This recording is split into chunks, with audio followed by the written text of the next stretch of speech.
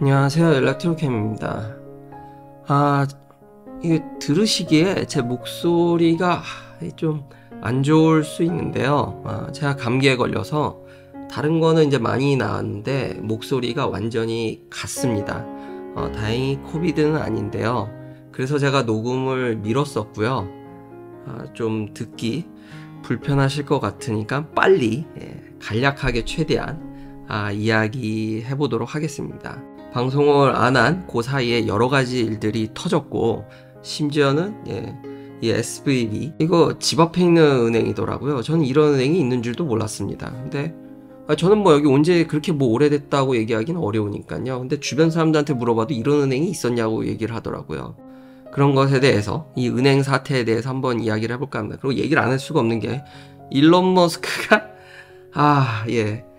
이 은행을 뭐 이제 인수하는 것에 대해서 I'm open to the idea라고 이런 의견도 또 피력을 해서 얘기를 안 할 수가 없었습니다. JP님 감사합니다. 그럼요. 저도 요즘 모델 X가 너무 좋아 보입니다. 허머 EV도 좋은 차죠. 좋은 차인데 좀 하루빨리 제대로 양산이 됐으면 좋겠고, 오늘 사이버 트럭 얘기도 좀 할 거기 때문에 사이버 트럭도 빨리 나왔으면 좋겠습니다. SVB라고, 이거 실리콘밸리 뱅크라고 해서 여기에서 주로 스타트업을 상대로 하는 은행입니다. 이미 다른 분들이 다 잘 정리를 해주셨을 거라고 믿는데, 여기 현지 분위기, 왜냐면 집 앞에 있더라고요. 저 몰랐습니다.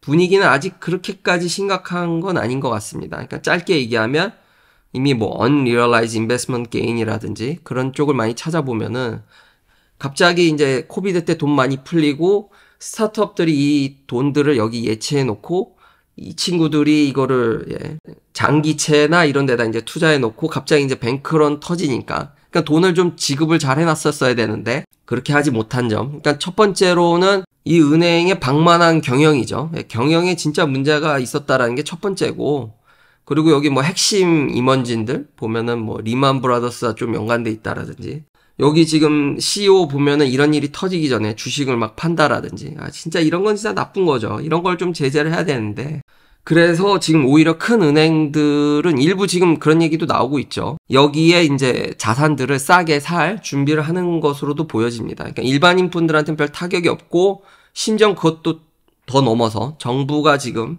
보증을 한다고 하니까 그냥 무사 넘어갈 것 같긴 한데, 그래도 은행이 파산을 했기 때문에 좀 주의를 요하는 것 같긴 합니다. 그래서 지금 패드워치를 보면은 전 이것 때문에 그래서 금리를 동결시킬 가능성도 있지 않을까 했는데 좀 올라가긴 했더라고요. 제가 사실은 이 자료를 더 전에 준비했었는데 그 일이 터졌음에도 불구하고 이게 10%밖에 안 됐었거든요, 동결이. 오히려 인상안이 90에 가까웠는데 지금 다시 확인해 보니까 그래도 좀 많이 동결이 좀 올라왔습니다. 그리고 주식 시장을 보면은 테슬라 주식 나쁘지 않았죠. 근데 개인적으로 이미 트위터도 있으신데 인수하는 거는, 일론 머스크가 인수하는 건 좀 그렇지 않나 싶습니다.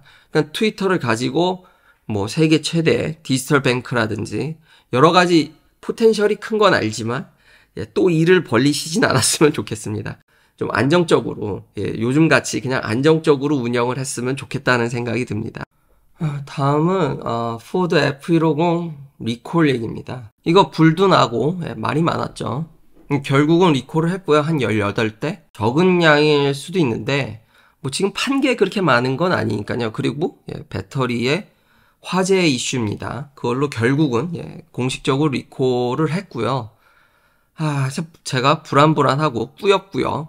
제가 말하고 싶은 요지는, 이 한국 배터리 회사들도 한다 할지라도 이 업계 분위기가 수율을 잡는다라든지 이런 일들이, 그러니까 수율 잡는 것부터 해서 안정적으로 많이 생산하는 걸 얘기하는 겁니다. 그게 기존에 이런 히스토리가 많다 그래도 역시 하는데 많은 시간과 에러나 이런 것들이 걸리고요. 이런 분위기를 고려했을 때 테슬라가 현재 진행하는 거는 굉장히 빠릅니다. 굉장히 빠른 편이고요. 그게 아마 원통형을 채택해서, 지금 배터리 라인이 대부분 다 원통형이니까요. 그것 때문인 것 같고, 그리고 지금 포드 F150뿐만 아니라 BMW iX라든지 배터리 화재 때문에 리콜이 꽤 있습니다. 크고 작게. 잘 안 알려져서 그렇지. 사람들이 관심이 없으니까요. 테슬라 말고는. 최근 보면은 배터리 리콜은 테슬라는 거의 없습니다. 화재도 거의 없고요. 그러니까 화재 있는 것도 옛날 모델. 그러니까 초기에 그런 얘기들이 참 많았죠. 그러니까 결국 지금 후발주자들도 테슬라의 그 전에 테슬라가 겪었던 걸 그대로 따라간다라는 얘기입니다. 한국에 이런 좋은 기술력을 가진 배터리 업체들을 끼고 한다 할지라도 이런 문제들이 계속 터지고 이거 불안해서 이런 찜찜함을 안고 후발주자라고 더 빠른 거 한 개도 없다라는 겁니다. 다 문제들이 있고 안정적으로 가려면은 더 많이 시간이 걸릴 것 같다라는 얘기입니다. 그런 면에서 테슬라는 이미 대량 생산 체계를 구축했고 배터리 문제에 대해서 좀 더 이런 회사들보다는 더 자유롭다고 얘기할 수 있겠죠. 물론 테슬라도 리콜 계속 납니다. 뭐 루스볼트라든지 심지어는 핸들도 떨어지는 일이 있죠. 이것 때문에 뭐 망할 거냐. 제가 이거 심심하면 다른 회사 리콜 얘기한다 그랬죠. 지금 뭐 테슬라뿐만 아니라 닛산 아리아도 한 1000대 이거 팔았는데 여기도 스티어링 휠이 지금 떨어져 나가는 문제가 터지지 않습니까? 그 리콜 데이터 옛날 거 보여드리면은 이미 제가 너무 지겹게 얘기를 해서 엄청 많이 때리고 많게는 1억 대까지 뭐 적게는 수천만 대, 뭐 수백만 대 매해 그렇게 때리기 때문에 리콜을 보면은 도저히 차를 탈 수가 없습니다. 그러니까 뭐 리콜은 늘상 있는 건데 배터리 관련해서는 찾아보면은 최근 테슬라를 보면은 이런 리콜은 있더라 그래도 배터리는 없고 굉장히 안정적이고 그리고 많은 리콜들이 소프트웨어적으로 해결이 되고 물론 이런 볼트 문제는 해결이 안 되겠지만 리콜에 있어서도 테슬라는 리콜 레이트가 굉장히 낮고 최근에는 배터리 문제도 없다라는 겁니다. 물론 그렇다고 해서 사고나 화재가 안 나는 건 아니지만 사고 났을 때 강력한 충돌을 받으면 일부 그치만 그 레이트가 굉장히 낮고 현재 낮다라는 걸 이미 테슬라가 계속 얘기를 하고 있고 최근 이 리콜 통계를 봤을 때도 안전하다라는 거죠. 그리고 이런 배터리 수율에 있어서도 제가 종합적으로 얘기하고 싶은 거는 에너지 덴시티를 떨어뜨리면은 수율이 더 올라가는 것 같다라는 얘기입니다. 그래서 사이버 트럭의 이런 4680에 대해서 파트너가 2개로 선정이 된 것 같은데 LG랑 파나소닉이죠. 뭐 뻔하죠. 하이니켈을 이렇게까지 생산해 줄 수 있는 테슬라한테 이거는 LG랑 파나소닉이 유력하니까요. 여기서 이제 4680을 더 많이 생산해 달라고 지금 푸시를 하고 있고 물론 본인들도 만들겠지만 근데 여기 재미난 게 보면은 인산철도 고려를 하고 있는 것으로 보입니다. 사이버 트럭에는 탑재를 안 한다고 했는데 근데 탑재를 안 할 이유도 없겠죠. 왜냐하면 리비안도 그렇고 F150 라이트닝도 그렇고 인산철 탑재를 고려하고 있죠. 그러니까 사이버 트럭도 만지작 하고 있다 인산철을. 아무래도 빨리 대량으로 만들기에는 현재 제가 누누이 얘기하는 우리가 기초과학이 그냥 이래서 기초과학을 쌓아야 되는데 지금 수율을 잡는 것이 굉장히 생각보다 주먹구구식입니다. 이게 참 그렇게 팬시하고 멋진 일은 아닌데 또 아무한테나 맡기기도 그렇고 그러니까 반도체 수율 잡는 거랑 비슷하죠. 그러니까 엔지니어들 똑똑한 사람들이 갈려나가고 트라이 앤 에러를 엄청나게 해야 되는 일이라서 그렇게 특별한 게 없기 때문에 시간이 물론 경험이 있으면 좀 빨라질 수도 있지만 여기 다른 나라에서 이렇게 만든다라든지 이렇게 미국에서 생산한다라든지 지금까지 배터리 제조가 주력이 아니었던 나라에서 이렇게 한다 그러면은 계속 얘기하는 피장파장이다. 다 거기서 거기다.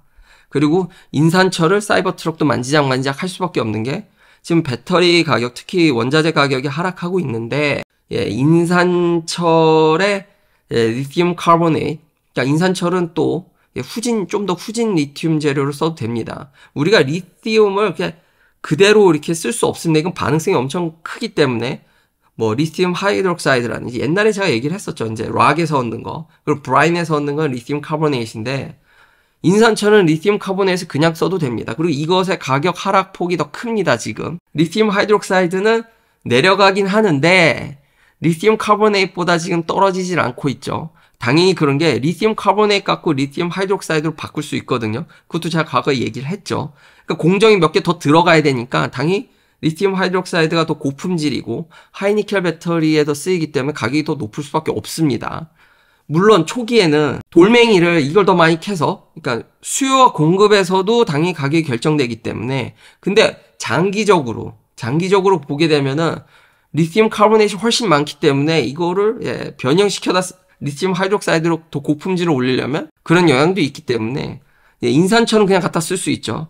그러니까 태생적으로 인산철이 더 쌉니다. 물론 이제 또 계량까지 해서 LMMP도 있죠. 망간을 더 넣어서 에너지 덴시티를 좀 더 올리는 방법도 있기 때문에 좀 더 아직 우리의 기초과학 기술력으로는 요 정도 에너지 덴시티가 대량 생산 및 빨리 수율을 잡고 하는 쪽이 아직은 거기가 옵티마이즈다. 그렇다고 해서 제가 에너지 덴시티 올라가는 걸 부정하는 게 아닙니다. 제가 누누이 얘기하는 거는 이걸 우습게 볼 게 아니라는 거죠. 그리고 조금만 에너지 덴시티를 낮추면 낮출수록 생산 공정이 월등히 수월한 것 같다라는 겁니다. 얘기를 종합해보면. 그리고 여전히 찜찜하죠. 마지막으로는 그래서 이제 이런 리뷰 페이퍼를 다시 보게 됐는데 저도 틀린 게 상세히 틀린 걸 좀 이제 저도 자기 반성을 하면서 이렇게 보니까 테슬라가 잘하는 게 AI지 않습니까? 그러니까 테슬라는 계속 규격화를 하고 그래서 원통형을 포기하기가 쉽지 않죠. 물론 테슬라는 현재 엄청난 양산을 준비하기 때문에 배터리 케미스트리도 가리지 않고 양산성만 받쳐주면은 포맷도 다양하게 받을 것 같지만 주력은 여전히 원통형이죠. 그럴 수밖에 없는 게 계속 규격화를 해서 테슬라가 잘하는 AI를 통해서 이런 모든 생산 공정에 대해서 데이터를 수집하고 옵티마이즈를 하는 거를 제가 과거에 얘기한 적이 있습니다. 실제 이런 논문들도 굉장히 많이 나왔고요. 이걸 통해서 사람 손을 덜 타고 수율을 훨씬 더 올릴 수 있는 거를 기대를 했는데 역시 화학은 쉽지가 않군요.